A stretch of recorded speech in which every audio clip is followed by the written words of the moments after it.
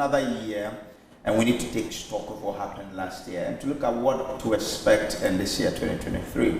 Remember last year we brought you an interaction with the board chair for GIISDEC, Alhaji Farouk Aliu Mahama, where we're talking about the opportunities in the sector and the things that the organization was doing to ensure that it puts Ghana up there. Now today, what is the update from that and more?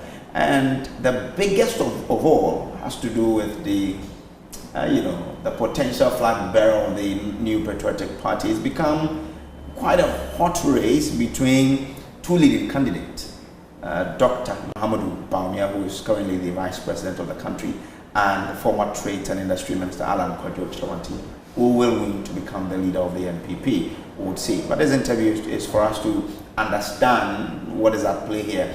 The person we're about to interview is a son of a former vice president of this country, someone who also vied to lead the NPP as a party but couldn't. What are the lessons there to be learned for the man, Dr. Bawumia, who is also from the same part of the country as the former vice president? Alhaji Farouk Aliu Mahama is my guest for today. He is the MP for Yendi and the board chair for GIISDEC. Hi, thanks for agreeing for. Hi, my brother. How you doing? I'm good. Yourself? Thank you very much. I'm fine. Let's now move to GIISDEC.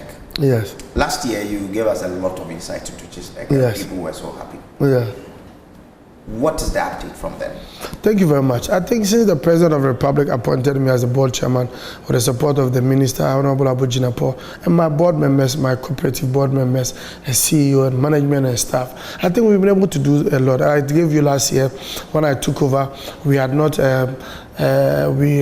had the minerals in Oti, Sheni, and Opomansi. When I took over, looking at the budget and what government allocation to the GIISDEC was not enough, because if you're looking at having blocks, over 9 blocks in the Oti area, and you really want to unlock the values, and government doesn't have the money to do the what we call the mineral resource estimation. The mineral resource estimation costs almost $5 to $10 million. That is to give you an overview of the feasibility, to know what you have. If you don't know what you have, you cannot talk about what you want to promote. So therefore, I quickly, with my board and the support of the minister, we did what we call a private sector driven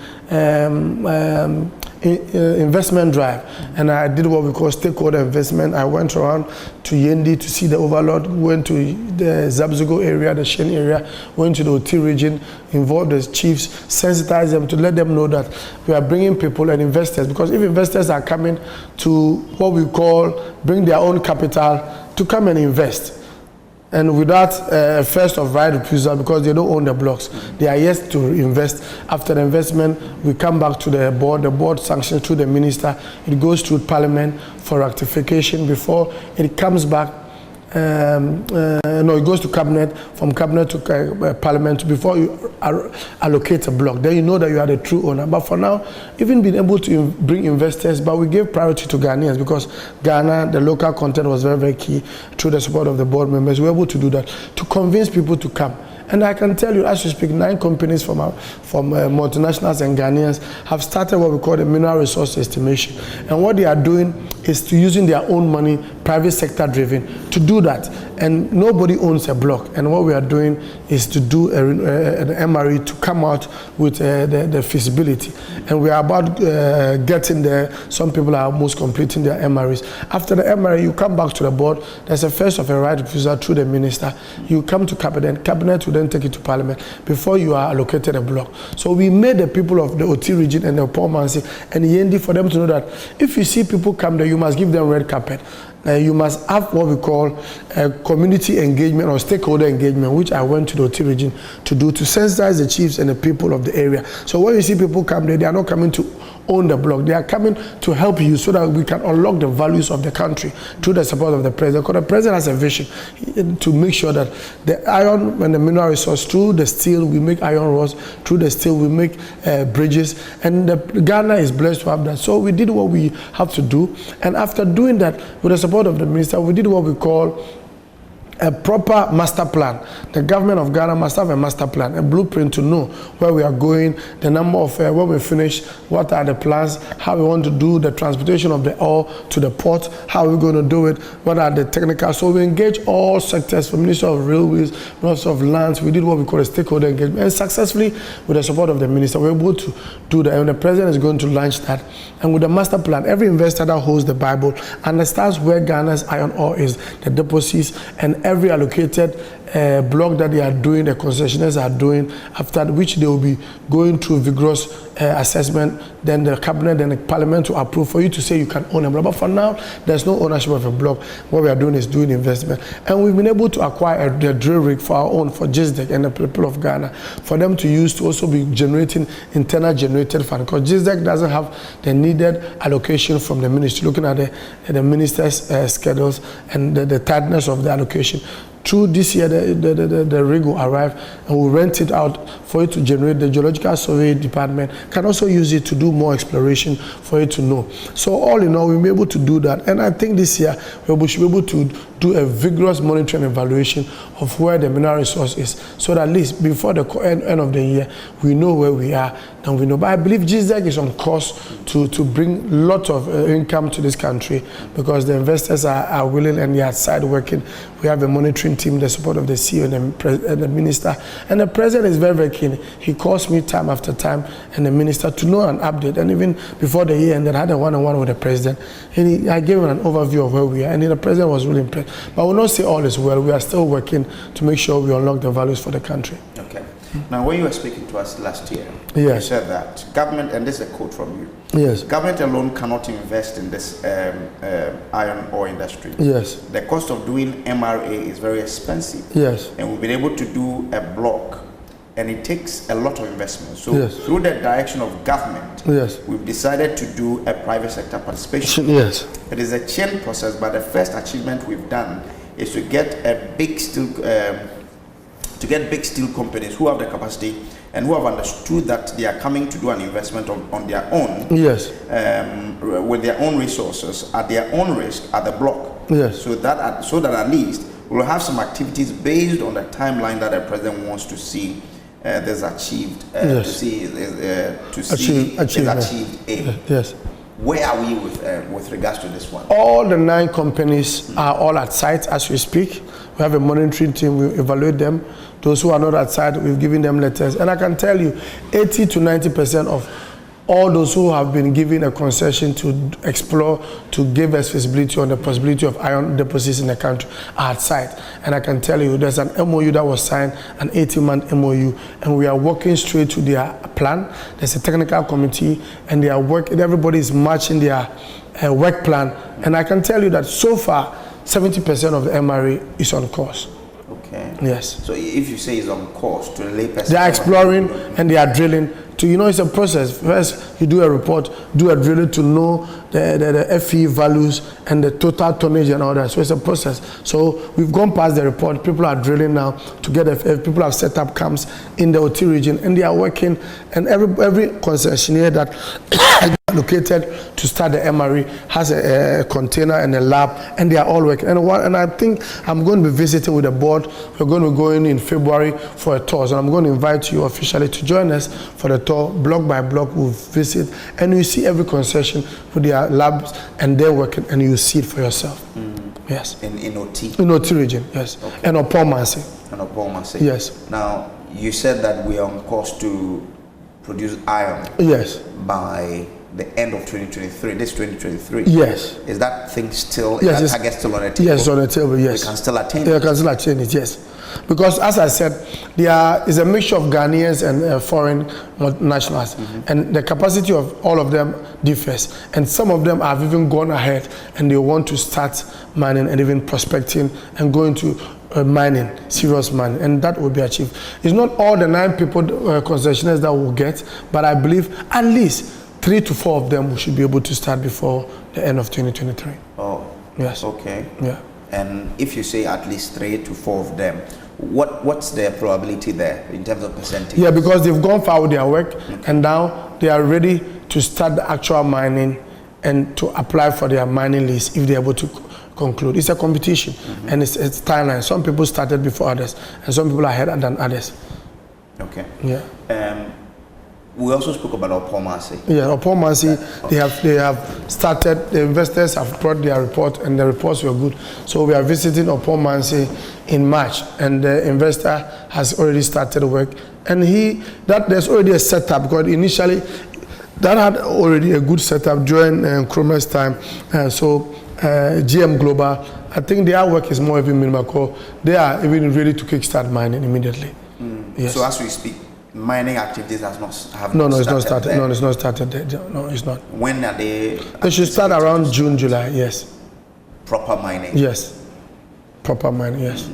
Because they have their mining lease already. They signed it for 15 years. But until we are yet, you can't even talk about mining licenses when you've not been allocated a block, because you have to go through cabinet, through the Minister of Lands, through cabinet, and you own. But for now, it's an MOU, that is, you have a right of first refusal, and after it, you apply and go through the process. Yes. Okay. Yeah. So once we are about to start in Opomacy, it means that we should know the quantity. Like yeah. you said, we have almost 1.5 million metric tons there. Of iron? Of iron, yes. Okay. Yes, it's already established. But they're going to explore more. They might get more than that. And in terms of monetary value, how much are we guys? $1 for now, $1 to a ton is 108. So 108 by 1.5, that's trillions of dollars. A ton is $108. Dollars, yes. And we have 1.5 5 million metric tons there. Yes, yes. Okay. So you can see the figures. So I'm hoping that people will take this iron ore serious as the president has taken it. And I know the president is very eager. And if you look at the budget constraints, but it's private sector driven. We think outside the box. And that's how come, with the support of the minister, we are doing a private sector driven approach, whereby we don't really depend on government for government to put all its resources in there. When we have private sector, like that, what we've done at the Nyine for those people, GIISDEC, you can see that prospective and strategic investors will come in. Yeah. We'll be able to look at the private sector, and it will help us move the industry. We're starting in June. Yes. In June. Yes. That's when mining will start. Yes. We are going to export raw material. No. We have the president has given to the government for the next 5 years. It's going to stay here. Really? Yes. We're not going to stay here. We're going to add value to it. Okay. Yes, because we have people who are going to be doing iron rods, those who are going to be building steel, bridges. If you want to build Tema motorway, we can use that to do the motorway. Iron rods. If you want to build your house, Mr. Jojo, you also have to look for Ghanaian person who want to produce iron ore at a cheaper price. We spend billions of dollars importing iron rods, so we want to minimize the importation. Do we have the setup to add value? There are companies here, B5, there are companies here, Star Steel, Fabric Metals, they are all here importing raw materials. So imagine when you have here and you have the raw materials, won't you save money by importing these materials to come and do your iron? But you need to process it a little to get the raw. So that is what I'm saying, no, process in this country, and to not leave the country in the next 5 years. At least first also to. But we are starting in June. Yes. So which company is going to add the initial value to it to turn it into that raw material the B5 and Co would need? No, the B5 itself is somebody who is working. So they are all people who are at the side there. Okay. Yes. So they have their machines and a factory. All they need is to just get the iron and the material and process and keep it here. Okay. Yes. So for the first 5 years, yes, we are not exporting. No. So when we start in June, we expect that by July, thereabout, we'll get our first material. We will not export. No. Everything will be used in this country. In this country, yes. Okay. There's a law that the government has stipulated in the Act, in GIISDEC Act. Yes. Mostly when things like that happen, the end user, all of us, will want to have it, reflect in the price of goods and services. Yes, so you can imagine if you have your own Ghanaian companies who are going to be doing iron, and would you spend so much money to say they'll say the cost of importing? There's no cost of importing again, and all these things is going to be going to the credit of the president and the vice president, because at least we will minimize importation and build our own and grow our own. What is the plan to ensure that indeed the price will reflect for me? Of course, because you are not going to have any excuse by saying $1 or whatever. Everything that you're going to do, because they have the factories and all they need is to get, and that is how come most of them who have these warehouses and be doing iron rods have applied, and some of them are working at the OT region. Okay. So from June, July, the latest, you should expect before the end of 2023. Okay. We should have start mining in some of the areas in the Oti region. But upon Mase, yes. So by July, August, we should expect that we buy iron rods at quite a cheaper rate than we are doing today. Yes. Because by then, through the GIISDEC, whose board chairman we're talking to, would have had iron being produced in the country, and therefore raw materials in terms of iron will not be imported, and that will affect the price build-up of iron rods. So, and you can build more of your houses. Exactly. So I was going to say that maybe I would have to hold on to my structure now by July. August. That's fine. That's fine. I'll help you to get iron rods when it's cheaper. Okay. Anyway, so that's that. But aside that, is GIISDEC doing anything even in terms of corporate social responsibility? Yeah, they're doing a lot of stuff. But you see, the issue is that GIISDEC, the allocation from the ministry is not. But we are doing that. We're doing a lot of things, boreholes, renovating schools, and a lot of stuff. And we hope that we get enough budget to fix it, because so far the budget we are getting, we don't have a specific budget for corporate social, but we've been doing a lot. And I believe that the president just set it up, and we'll be able to we have a good story to tell. Okay. So it's block by block, we'll get there. Yeah. Okay. In terms of the companies that are also going to come, we're also looking at job creation. Yeah, job creation. Yes, that's what I'm saying. What is the plan for these companies to then create jobs for Ghanaians? Of course. So that is how come we had a meeting. When we had a meeting with the stakeholder, the chief, the DCs, the regional minister, we told them that there should be a transfer of skills to the people. So as we speak, the MRE, those who are laboratory technicians, those who are drilling, there's a transfer of skills to those people. They are not bringing outsiders. They have a limited number of people that they've brought into the country that they are working. But obviously the people of OT are the direct beneficiaries of the place. You don't expect me to go and bring somebody from Yendi to OT region. No. We have to, and employment opportunities will come, skills will be transferred, knowledge will be given. The same people, Ghanaian people who want to incorporate them, give them the skills to learn, because it's a long-term activity. Having a mining lease or mining concession would go beyond 20 years. So it's the interest of all of us, and the president and the minister, to make sure that we give local people the first privilege for them to, and we've been doing that, and this is something that is ongoing. Okay. Yeah. Right. Let's see how that goes. Yeah. Once we are talking about this, and of course you would say it's an achievement of the government, yes, led by Nana Dankwe, yes, supported ably, yes, by the vice president, yes. Let's enter into the digital vice president, yes. Let's enter into internal politics now. Yes. Your grandfather, your maternal grandfather, was a minister of state, isn't it? Yes, my grandfather was a member of parliament. Okay. That's my mother's father. He was a member of parliament for Sisala area. That time they used to call him Sisala area. And he was also a minister of trade and industry. And he then became a minister of education. He was minister of health. He was minister of foreign affairs from 1952 to 1956.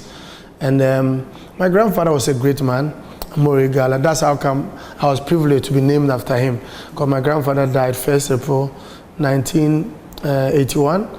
And I was born 27 April. And my grandfather was somebody that during the First Republic, everybody knew.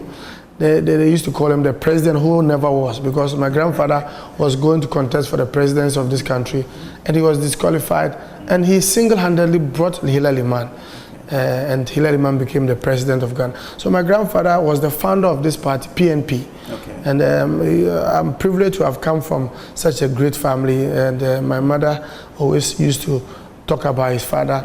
And Cocoa Board, my grandfather was the first black chairman of Cocoa Board. The same grandfather? Moro Igala. Yes, was the first black chairman of Cocoa Board, and was the chief executive of Ghana Cocoa, and gave scholarship to a lot of people, nurtured and brought in the current vice president, Dr. Bawumia's father. Nurtured him, the former president, Mahama, President John Mahama's father. He and him were very, very close. So my grandfather, if I mean the name, you can Google everywhere. Everybody knows. So it means that your father was a minister of state. My grandfather. Your grandfather. Yes. And then your father. Yes. Alhaji Aliu Mahama. Yes. Blessed memory. Yes. Became the vice president. Yes.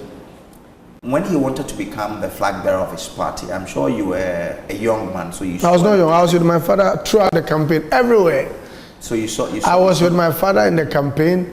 All the regions we went, the night before the elections, I sat by him 24 hours till the next day with my mom, and I saw nothing but betrayals in politics. Oh. Yes, because I felt pity for my father that day, because the people, his kitchen cabinet were all people who were traps.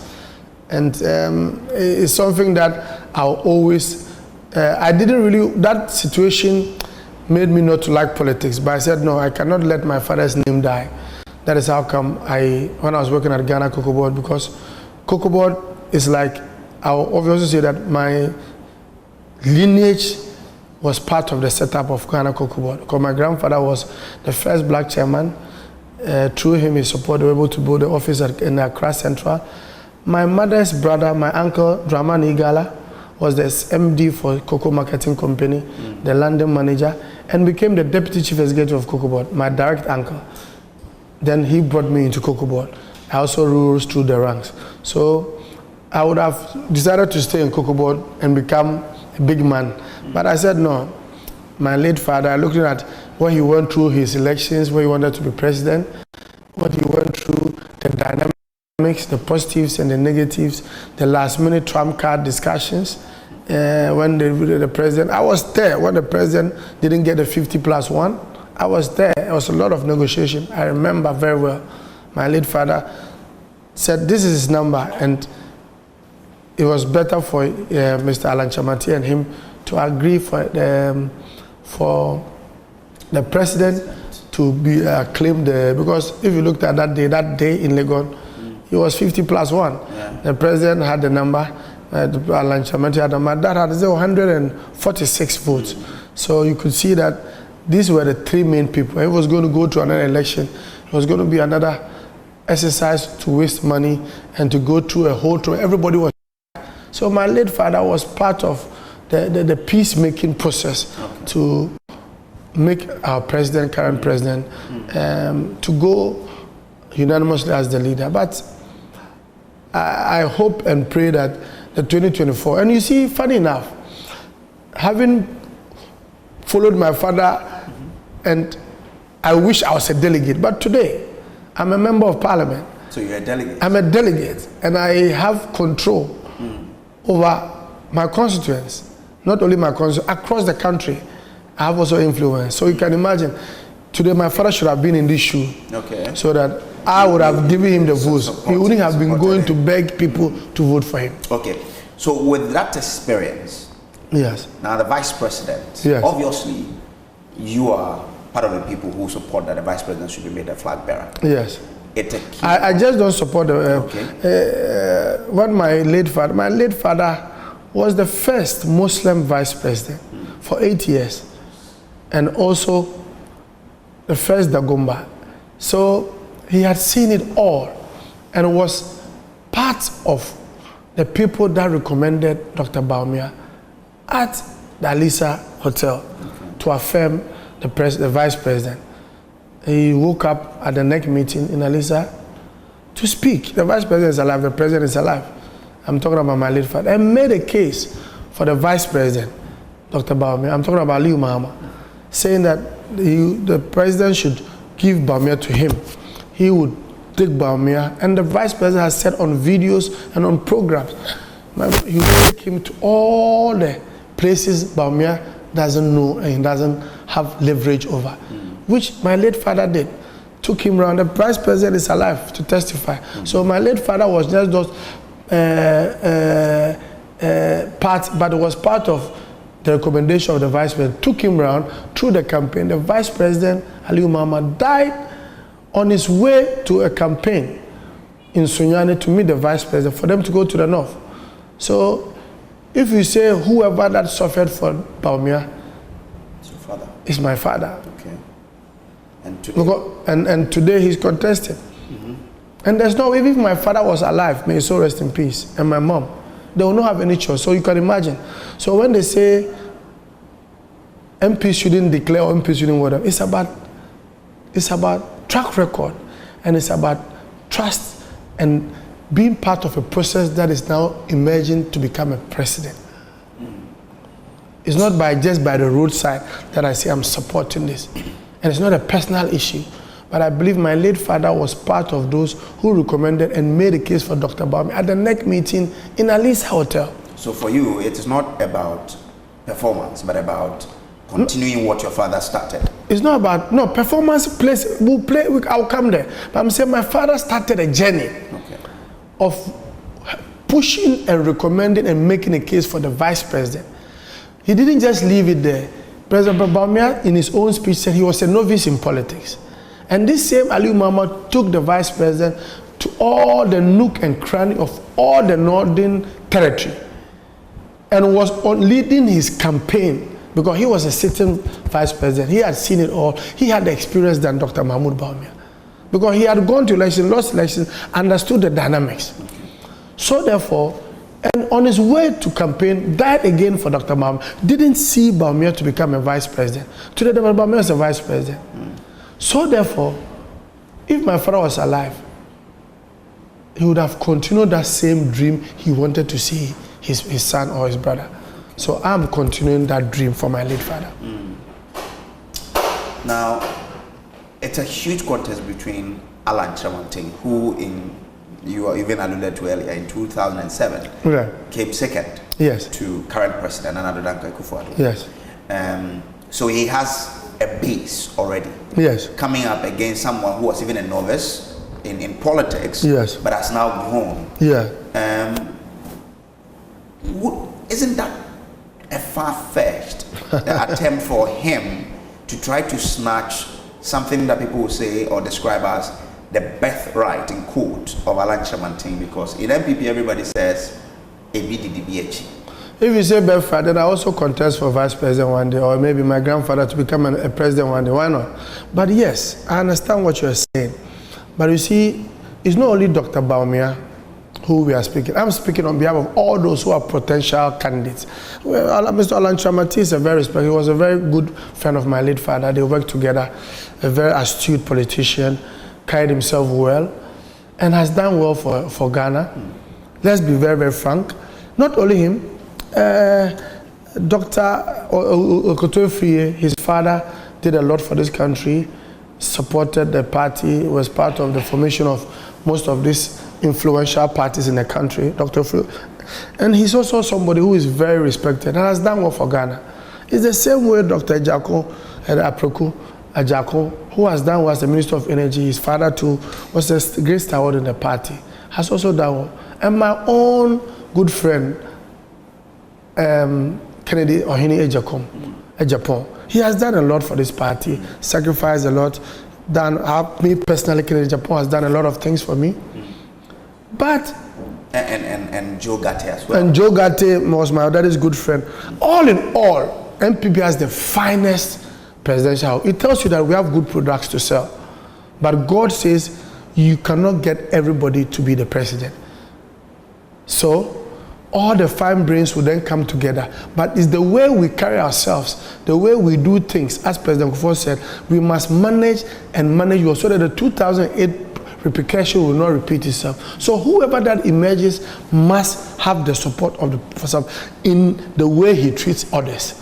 No disrespect, mutual respect, code of conduct, we follow, we do whatever we have to do. And I believe all those who are aspiring to be flag bearers are men of integrity, people who have supported the party. But you see, it's only one person that God will choose. And it's only God who knows who will choose. But me, my support for Dr. Bawumia is not because my late father wanted to see him at a point. I see the vice president within the shortest period of time has been able to be a force of reckon for this country. He has moved the country as a vice president. He's done a lot. He has the vision to do more with the support of the president and has carried himself as a vice president and obviously to the administration of everybody. Very competent. Because we need, I'm not saying all the other people who are contesting are not competent, but the vice president at least can lead Ghana to the promised land.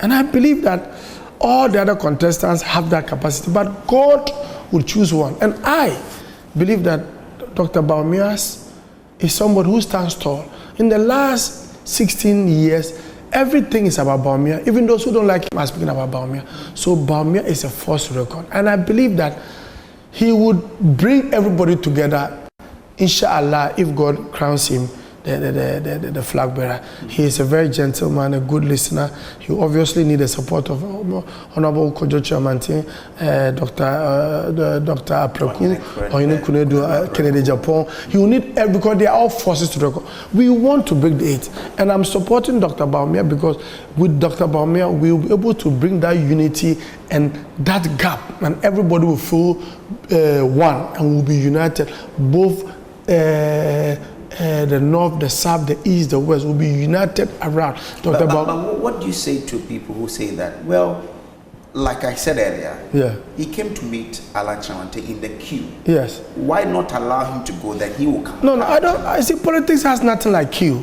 For instance, I became a member of parliament within less than 2 years. But I can tell you, people have become members of parliament for years, and what I've been able to bring, the innovations and the dynamism and the enthusiasm I've brought into differs from that. Dr. Bawumia can even come late, but it's about within the shortest period of time what he's been able to do. I'm not saying Honorable Alhaji Kojo Chiamantin has not done. He's done a lot for Madagascar, but I believe in my own conviction that Dr. Bawumia has a competitive advantage in terms of how he's going to win, and we breaking the 8. Pulling some numbers that are floating voters that would come on board to win. And if you say the queue, Dr. Kunedu Apreku contested with President Kufuor and Nanado years back. I'm talking about Kunedu Apreku. So if you say Q, then Dr. Kunedu Apreku is also senior than Dr. Alan Chamante. Because you know it, that he's been there 92, 96, 96, 98. So it's not about who comes first. The last can be first. So let us look at whatever. And I believe Mr. Alan Chamante would also be somebody who will help us break the 8. But for now, I feel that my support for Dr. Bawumia is on principle, and I believe that I don't feel shy to say I'm supporting Dr. Bawumia. But even if my late father was alive, obviously would have supported Dr. Bawumia. So I'm representing the aspirations of my late father, and I'm continuing that legacy of love, service, and loyalty to Dr. Bawumia. Now, people say that under his watch as the manager or the head of the economic management team, Ghana's economy is now in shambles. How can Ghana's economy be in shambles?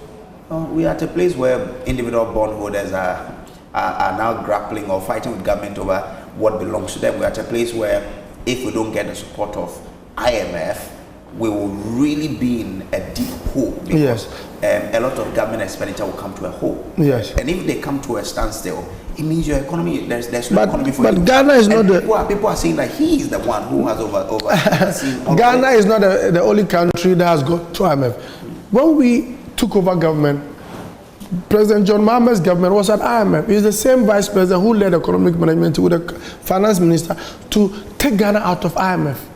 So if today, situations due to the Russian war and other circumstances that has caused these kind of things, and the vice president is putting things in place. Yes, he's not running away from the fact that there are challenges. But challenges, if you are a leader and you don't accept your challenge and position yourself to use your acumen and the team that you have put in place by the president to make sure you unlock and minimize this problem, then you are not a leader. And I think Dr. Bawumia has not run away from that. And that is how come government has put in measures. Yes, the bond issue, yes, I'm happy that the minister came out earlier. But obviously, being a listening government and a listening minister, he has decided to engage people. And now, from what I'm hearing, there's a bit of limitation. And Joy FM, you also being a product of promoting, and I saw Senior and Co. And at least the government engaged the people, and now they have come to terms. And look, we going to IMF doesn't mean that the government is incompetent. Other governments, successive governments, have been through IMF. The issue is that for you to go and come out, that is what matters. And we took over from us IMF, and we went out, and we are going back again, and we are going to go out again. And inshallah, the vice president working. And if you look, the forex issues, the vice president recently, through the support of the president and the minister, was able to do gold for oil. To this morning, I heard people discussing about it. That innovation is something that minimizes a lot of forex issues. And the vice president is the brain behind this gold for oil thing. And it shouldn't be the only one. There are a lot of importation restrictions that the vice president is bringing on board. And trust me, it's not about talking, but it's about using your mind meticulously to put in policies and innovations that would make sure that we come out of IMF. And the IMF, yes, will go by March, as the minister said, we would sign it off. And it tells us that we should tighten our belts and make sure that we try and support our homegrown policies. Homegrown policies by helping people to minimize the cost of importing other things, as I kept on the iron rods and all this. When we develop our own and we make sure we do things, trust me, not even the vice president, the country itself, successive government that will come and go, will all implement this local content we're talking about here. So you think Bawumia is the real deal for the MPP? So you don't know Bawumia is the real deal? Anyway, you are not a delegate. I'm a delegate, and I have a constituency. So I know that, inshallah, things will go on well, but we should respect each other. Other contestants are very respected people in the party, have also committed themselves one way or the other in the party. When somebody says he's supporting somebody and you don't support the person, it's not a fight. That is my decision. And I've come out boldly and not in a pretensive way, because my late father, backyard in the north, he didn't have the support like in 2007. But I can tell you, with Dr. Bawumia, the dynamics have changed. The north, I talk about Upper East, Upper West, Savannah, and the North region. The case is different for now. They have the support of the Vice President and the MPs and everybody who matter are those who are supporting the Vice President. So the Vice President has the support of his backyard, that is the Northern Territory. The NDC met, yes, and decided that their flag bearer should pay 500,000 cedis. Yes. What are we? A party that doesn't have money. What are we likely to see from the MPP? A party that doesn't have money. Well, what are we likely to see from the? No, MPP? I'm saying NDC, they are paying 500,000. Where did they get money? I thought they said that they don't have money. They've said the Ghanaian economy is broke. So if the Ghanaian economy is broke, how did they get money? That's why they are charging that the economy is so broke that yes, if they don't charge that, they won't be able to do a lot of the things that they can. You know, I'm not part of the committee that's going to set up to know, but I know MPP is a party.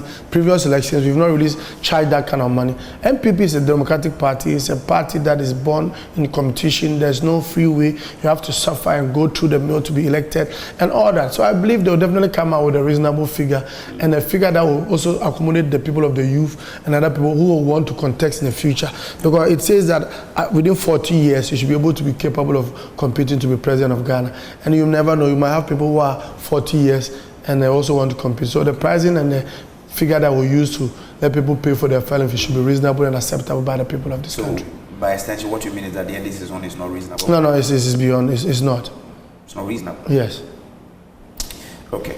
This is a sensitive one, just to wrap. It's difficult, but I think I have to ask it to get your thought. People have said, we don't want to give this country to a Muslim person to be president. What do you say to those people? Nobody has said that for me 2 years, so I don't know. You are telling me now. Okay. It's religion is a very dynamic thing that we all, both Christian and Muslim, I don't see any difference. It's the same. I went to a Presby school. Then I went to a Methodist school, Prempeh College. I know the Old Testament, the New. I used to go to morning devotion, evening devotions and all that. What matters is believing in your religion and other religion. I believe all aspirants go to the mosque. The president even leads Christians, Muslims when it's Salah. It's the same way the vice president goes to churches and Kennedy, everybody goes to, so it's a mixture. The issue is that have faith in all the religions, but a Muslim is a Christian and a Christian is a Muslim. So whether they choose a Muslim or a Christian or a Muslim, I believe a Muslim will represent Christians and a Christian can represent Muslim. Okay, thank you very much. Thank you. That's the Member of Parliament for END and also the board chair for GIISDEC. Honorable Alhaji Farouk Aliu Mahama.